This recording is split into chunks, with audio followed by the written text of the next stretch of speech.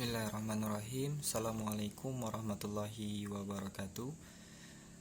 Perkenalkan, nama saya Aldi Swandi. Di sini saya akan melanjutkan penjelasan materi dari saudari Depa. B. Bentuk perkembangan siswa. 1. Perkembangan motorik. Perkembangan motorik adalah perkembangan yang berkaitan dengan perubahan otot dan gerakan-gerakan fisik. Yang kedua yaitu perkembangan kognitif. Perkembangan kognitif adalah perkembangan yang berkenaan dengan perilaku mental seseorang yang meliputi pemahaman, pertimbangan, pengolahan informasi, dan pemecahan masalah. A. Sensori motor perkembangan dari 0 sampai 2 tahun. Selama 2 tahun kehidupan bayi sengaja bereksperimen dengan berbagai tindakan untuk mengetahui pengaruhnya. Anak pada periode ini belajar cara mengikuti dunia kebendaan secara praktis dan belajar menimbulkan efek tertentu tanpa memahami hal yang sedang ia perbuat kecuali hanya mencari cara melakukan perbuatan di atas.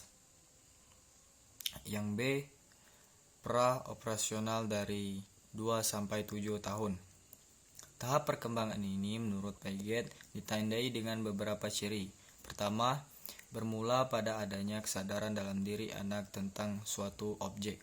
Kedua, pada fase ini kemampuan anak dalam bahasa mulai berkembang. Hal ini ditentukan membuat pemikiran anak lebih disadarkan pada pemikiran lambang yang menggunakan bahasa daripada sensasi fisik. Tetapi anak belum layak mengerti tentang aturan logika. Ketiga yaitu fase pra-operasional. Ini dinamakan juga fase intuisi. Yang keempat yaitu pandangan terhadap dunia di fase ini bersifat animistik. Artinya bahwa segala sesuatu yang bergerak di dunia ini adalah hidup. Kelima yaitu pada fase ini pengamatan dan pemahaman anak terhadap situasi lingkungan sangat dipengaruhi oleh sifatnya kognitif. Yang C yaitu operasional konkret perkembangan dari 7 sampai 11 tahun. Piaget melontarkan istilah konkret operasional untuk mendeskripsikan tahap berpikir hands-on. Konkret melibatkan suatu sentuh fisik secara langsung. Karakteristik dasar terhadap ini adalah pengenalan stabilitas logis di dunia fisik.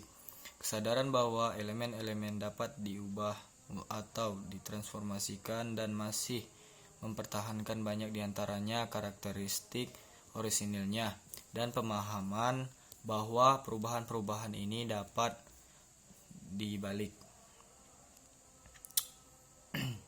Kemampuan suatu langkah berpikir ini berfaedah bagi anak untuk mengkoordinasikan berpikir dan idenya dengan peristiwa tertentu di dalam sistem pemikirannya sendiri.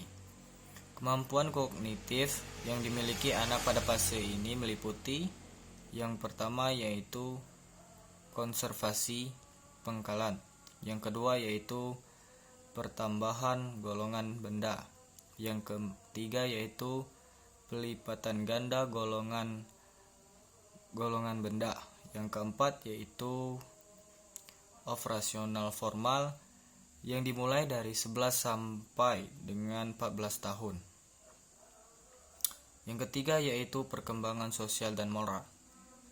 Perkembangan sosial dan moral siswa merupakan aspek penting yang harus dipahami oleh setiap perencanaan pembelajaran. Hal ini disebabkan perkembangan aspek sosial dan moral adalah dasar dalam proses pendidikan. Berhasilan perkembangan sosial dan moral siswa di sekolah akan sangat bergantung pada kemampuan guru membangun sistem sosial pada setiap siswa. Mungkin hanya itu saja yang dapat saya sampaikan. Saya akhiri, wabillahi taufik wal hidayah. Wassalamualaikum warahmatullahi wabarakatuh.